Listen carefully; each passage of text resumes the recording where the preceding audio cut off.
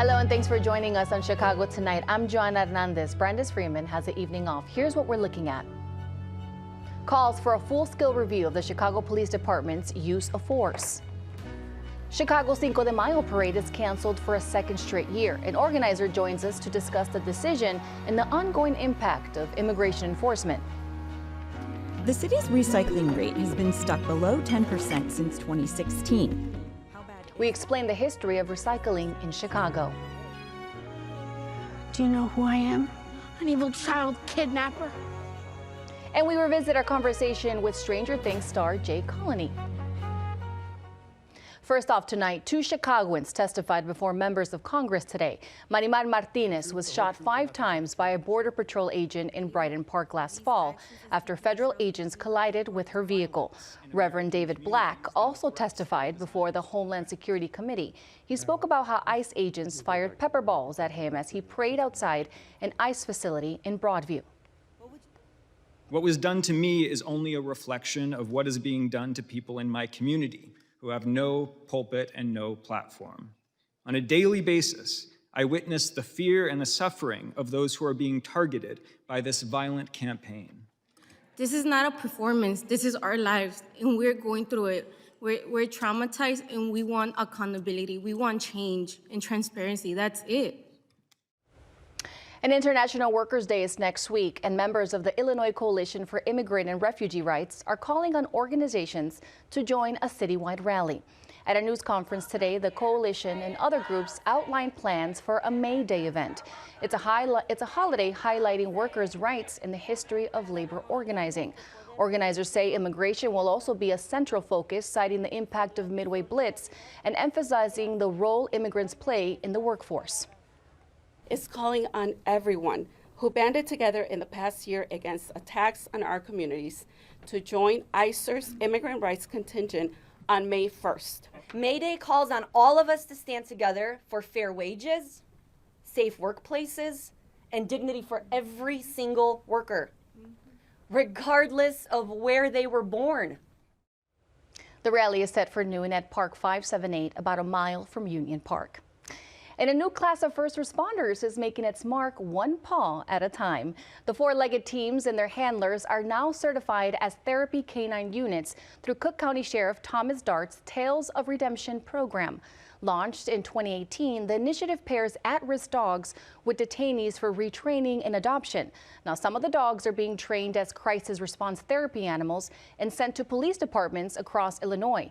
Sheriff Dart says many of the dogs once faced with euthanasia now have a new purpose, helping others. What they do when they get the dogs, yes, they can help on particular cases where you have a victim of a crime who's been traumatized. The therapy dog is amazing. It can work with law enforcement officers who's gone through trauma. That can help as well. But the other component is all these different agencies will have the ability, which we'll strongly suggest, to utilize these dogs to go to your local hospitals with the dog. Up next, an annual Cinco de Mayo event is canceled for the 2nd year in a row. An organizer joins us right after this. Chicago Tonight is made possible in part by the Alexandra and John Nichols family, the Polk Brothers Foundation, and the support of these donors.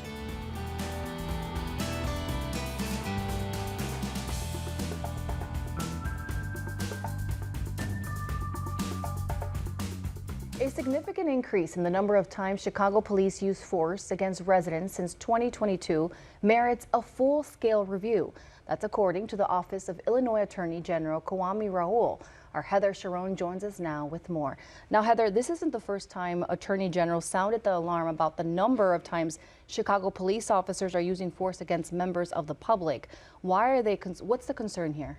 Well, according to CPD's own data, officers used force against members of the public more than 3,000 times in 2025. Now, that is a nearly 36% increase since 2023.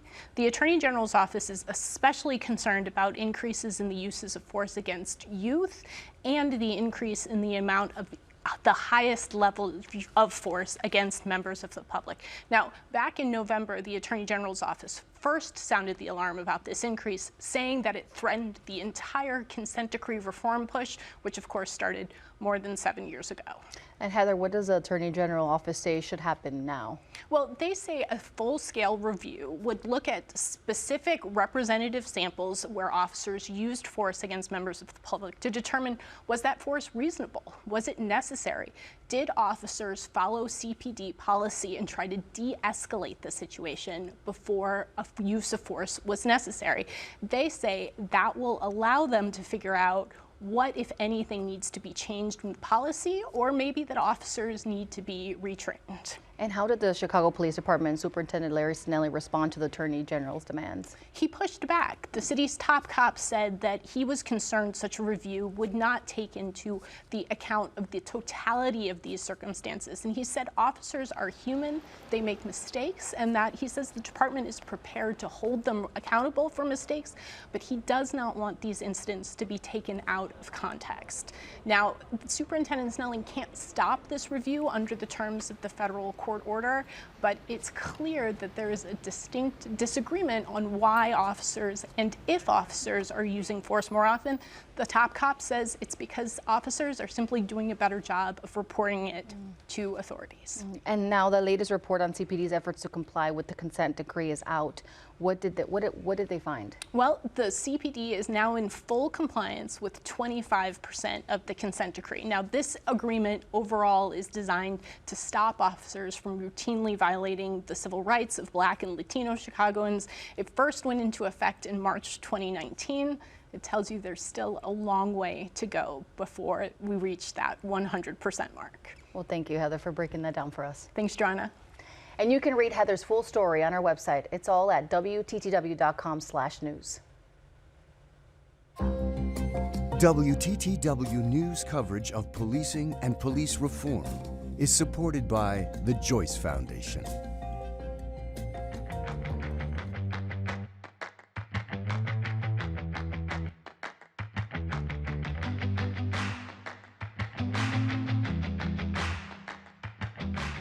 The annual Cinco de Mayo Parade in Chicago's Little Village community has been canceled for the second straight year because of concerns over immigration enforcement. The parade typically draws hundreds of thousands of people to Little Village and provides a boost to Latino-owned local businesses. Organizers say the decision to forgo both the economic benefits and culture celebration was difficult but necessary for a community that has faced scrutiny from the Trump administration. Joining us is Hector Escobar, president of Casa, Puebla, in the Cermak Road Chamber of Commerce. Thank you, Hector, for joining us. Now, let's talk a little bit about this parade. These two organizations, they put this parade. Now, what went about making this decision? I can imagine it wasn't an easy one. Yeah. Well, first, thank you for inviting me. And no, it was not easy, and it took a while to decide if we keep going and doing the festival and parade. But the circumstances and seeing this new immigration enforcement with the new department, when the new head of the department taking different tactics to take our people away, and they changed. They have Suburbans to have pickups and put little flags, Mexican flags around the trucks, and so to disguise themselves into the community. So. Because that reason, we decided not to keep going with our festivities. So you're saying that you started seeing that ICE was using different tactics? Yes, they've been doing it. As a matter of fact, one of the areas where they were targeting for the past 2 weeks was the border between Little Village and Cicero. So, and targeting mostly has been Little Village and Pilsen. Yeah. So tell me about how the decision came about. Did you go to different community members? Were you knocking doors? How did you decide we have to cancel? Yeah, usually what we do, we go around the neighborhood where the parade takes place from Ashland all the way to Marshall Boulevard and Cermak.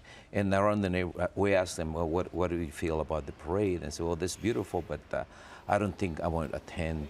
I mean, things are not that good. And so, because that thing, we ask for hundreds, many people. Well, because thousands go to the parade. Yes, hundreds of thousands, definitely. And the other thing, the business community gets hurt too, because they prepare, that's the first event of the summer, And we had to tell them that that's not to buy X amount of food. And I did want to talk about that because the businesses are going to be impacted. You're talking about restaurants, stores, people who go out into the streets and sell their items. So this is going to hit them hard. Yes, they did hit them last year prior to another times, the pandemic. They just trying to recuperate from the pandemic. Then this immigration starting last year. Now, again, like it changed the different Department of Homeland Security, but the tactics and the racist people are still there. So we just have to be very careful. So you're saying that the scale is a bit different of how they're targeting people. They're not as, you can't see them throughout the neighborhood as much. Yes, like they were saying they're like crocodiles. They put the eyes out and they're hunting us. Yeah, and what was the feedback from people when you told them that we're canceling? Was there people that were disappointed? Yeah, very much. They're sad, and people who could attend, they said, well, we could, but 60% of the family cannot. Yeah. So, I mean, what we said is very safety to keep all people safe, then sorry. That's the reality. What did you love about putting this event together? Well, actually, it takes a lot. It takes a lot of people to do it, and we put 6-7 months in advance to get sponsors, to see who is going to participate. People from other countries like Mexico, my hometown Puebla, they were ready to come and give another different presentations in the parade. But at this point, we had to play it safe. Cinco de Mayo is a huge holiday for Mexicans, especially. For those who don't know, remind us a little bit about why we celebrate Cinco de Mayo. Well, it was the war between actually, French tried to take over Mexico because the French tried to collect some money from the Mexican government. So, and with that situation, they said, well, they cannot pay, so we're going to take over the country. So they sent the floats through Veracruz, Mexico, but they were stopped in Puebla, my hometown. And, because that thing, otherwise we'll be speaking French now, and from Mexico into United States. I'm glad we stopped them right in that point. The story is so interesting. I know we were talking about that, Chicago is known to almost 70% of the population is Mexican living here in Chicago. And we know that the parade has been going on, you mentioned, since the 70s? Yes. How important was it at that time when the parade first started? Well, since we have so many cultural parts of that part of Cinco de Mayo, September 16, but Cinco de Mayo was more, we're trying to do diversify about September 16, making sure what's the difference between September and May. And one of the things, in some points, they were trying to do commercial. So we just trying to go cultural.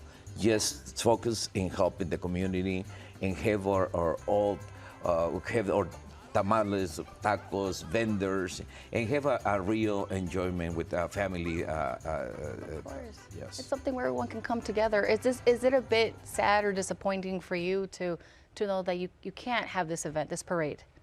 Well, of course. I mean, not only that, is that you cannot have many events. I mean, it's more than 1,000 people. It is a lot. But 200,000 people, that's too many. I can imagine it's frustrating. Yes, very much. So, but you know what? That's most important is to take care of people than making money. I know that's a good reason. I know this is far away, but are you hoping that maybe next year you'll take another look and hopefully you could bring it back? Well, we hope things are different next year. So. We'll be planning it no matter what. We're going to plan it and see, hopefully it goes. Well, thank you, Hector. Thank you for joining us. Joan, thank you very much. Back with more in a moment, so don't go away. Reflecting the people and perspectives that make up our communities, this story is part of Chicago Tonight, Latino Voices. Chicagoans celebrated Earth Day today by participating in cleanup events across the city.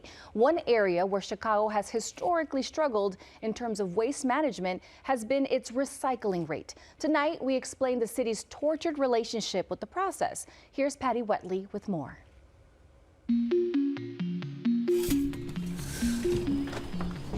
Chicago may be a world-class city, but when it comes to recycling, let's just say it isn't winning any awards. The city's recycling rate has been stuck below 10% since 2016. How bad is that? Well, places like San Francisco and L.A. claim to keep 80% of their waste out of landfill. So what went wrong here? Let's take a deep dumpster dive. Flashback to the 1990s. Chicago's first try at recycling was the Blue Bag program. Along with the usual charges of corruption, the program had a serious image problem when people saw blue bags of recycling collected in the same trucks as trash. Chicagoans smelled a rat. Was anything actually being recycled? Blue bags were scrapped, and fast forward to 2007 when the city rolled out blue carts, but only to residences with 4 units or fewer. Tough luck, high-risers. At first, blue cart recycling seemed easy. Instead of separating paper, plastic, aluminum, and glass, everything goes into a single bin. This method is called single stream, where the sorting happens on the back end. Single stream is popular because it's simple, but it has some major flaws. For starters, some people took everything goes a little too literally, tossing things like bowling balls and lumber into their carts, which, for the record, are not recyclable. Another problem with single stream is contamination. Contamination can ruin an entire load of recyclables. That's why the most successful programs separate waste. When the city tried to stop contamination, recycling got more complicated because lots of things can't go in the cart. Chicagoans smelled a rat again. Is anything actually being recycled? The city has tried to take this runaway recycling train back on track, including a 2017 Back to Basics campaign and a new vendor contract. But is it too little, too late?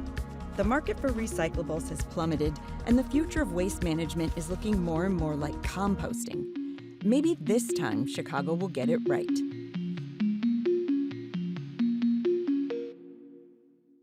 And you can see more of our WTTW News Explained series on our website. That's WTTW.com/explains.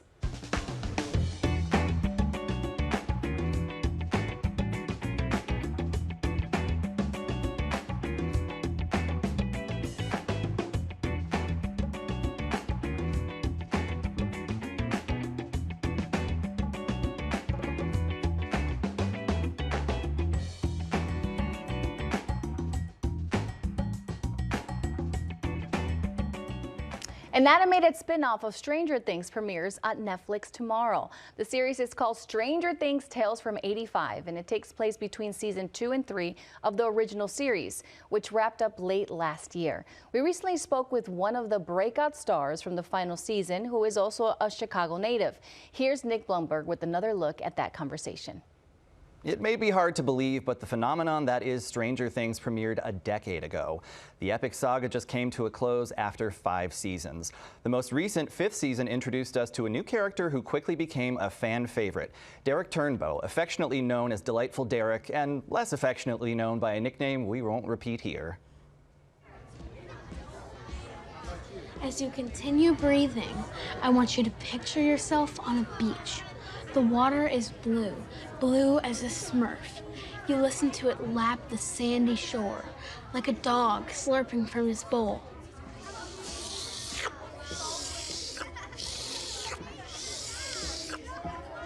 It's called visualization. Mom does it when she's out of Valium.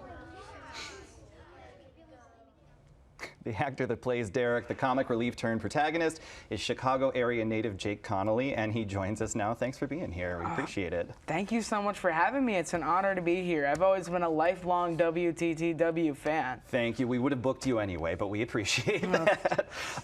So before doing Stranger Things, you'd done a Felco window commercial, you'd done a short film. Yep. What's it like now to be part of such a high-profile show?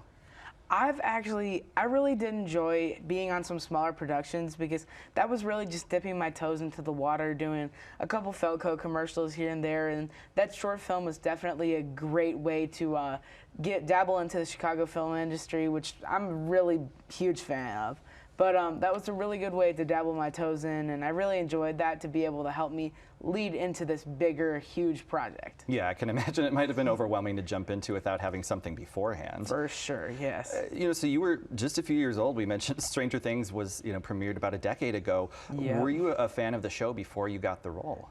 Actually, my family and I, my mom and dad, they both grew up in the 80s, and they were huge fans of the show even before I was able to watch it. But finally, when season 4 came out, they were like, yeah, you're good to watch it, you and your brother. And I really fell in love with it, and I was just so amazed that I actually got the audition for it, let alone being on the project itself. That's great.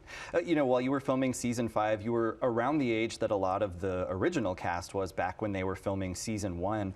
Did you get any advice from them kind of on how to handle the attention that comes with something like Stranger Things? During the table read week, when we were actually beginning to start to read the scripts, Millie Bobby Brown and her boyfriend at the time, Jake Bon Jovi, they gave me some amazing advice. We were about to go get food, and she just called me over to her huge pink Humvee, and she just gave me this amazing advice, and she said, Jake, if you need anything, you can always come to me, and make sure that if you need help, then get help. And I'm always there for you, and just make sure that we know that we've been in your shoes before, and we know how nervous it is getting onto a new set, especially as a younger actor. Yeah, especially, and coming in when they've already been established for so many seasons. But Exactly. That's great that they were looking out for you.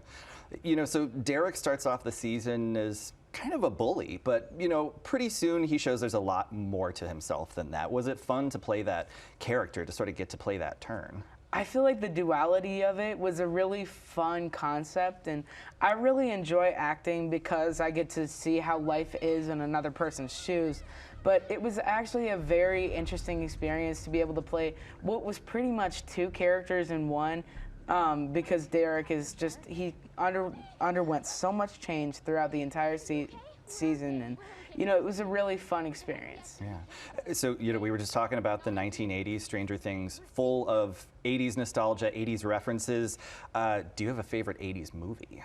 Oh, that is a tough one, but I've always been a big fan of the Lost Boys. My parents, since they grew up in the 80s, they know all the good classics, Stand By Me, The Goonies, all of those. It's a really kind of a 3-way tie between those, but I would say the Lost Boys comes on top. Good taste, I like it. So you were in Georgia for about a year filming this season. What did you miss most about Chicago while you were away? I think I would say the food scene in here in Chicago is just unbeatable. You never get pizza quite like you do in Chicago with the tavern style, deep dish, whatever it is. It's always so amazing. And I just really miss all the foods and comfort foods of Italian beef and deep dish pizzas that are Chicago classics. For a reason, yeah. Yep. All right, so that's what you missed. What was your favorite part of being on the shoot? I imagine it could be almost overwhelming, a production at this scale. I really enjoyed the amount of practical effects where they actually did explosions, and they even lit people on fire for real with protective gels and all that. In that one military scene, it was very interesting to see with people flying on wires. And yeah, very amazing to see all those practical effects instead of all CGI and green screens. All right, so you're gone for a year or so. What did you tell your friends you were doing while you were away? So actually, I had told my friends that I was doing a mayonnaise documentary, as I didn't know many people who had that many follow-up questions to mayonnaise. Okay, well, you know what? If they bought it, they bought it. Yep. So once they found out what you were actually up to, how did folks react?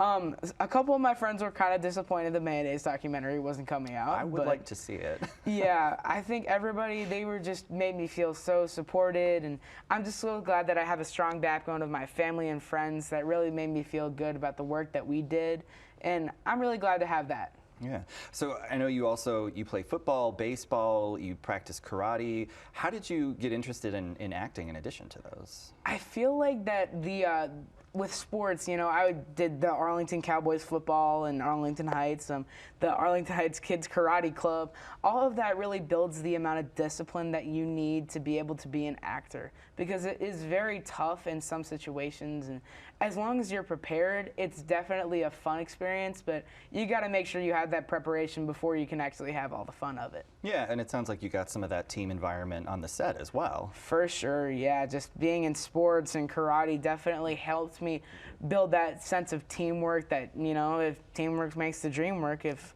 one cog is broken, the whole machine's broken.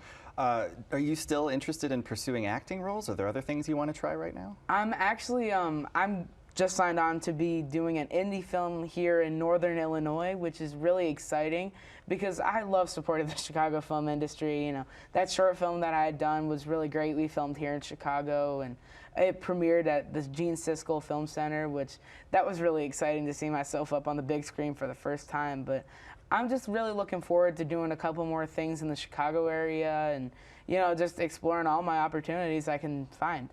All right, well, it was a lot of fun watching you on this season. Jake Connelly, thanks so much for joining us. Such an honor to be here. Thank you guys so much. Absolutely.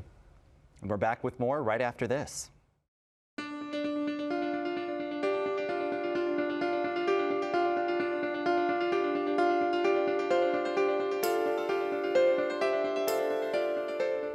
I still need to finish some of the past Stranger Things seasons, so I got some time.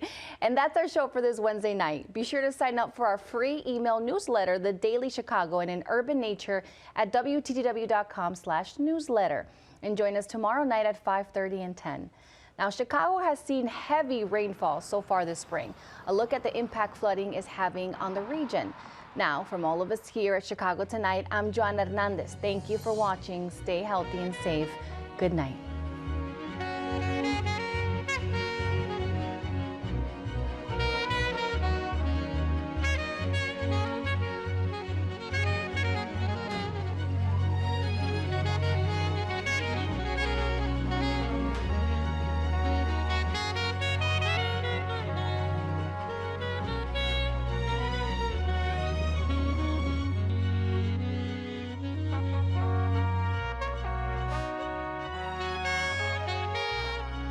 Closed captioning is made possible by Robert A. Clifford and Clifford Law Offices, a Chicago personal injury and wrongful death firm that is a multilingual law firm providing translators for a variety of languages.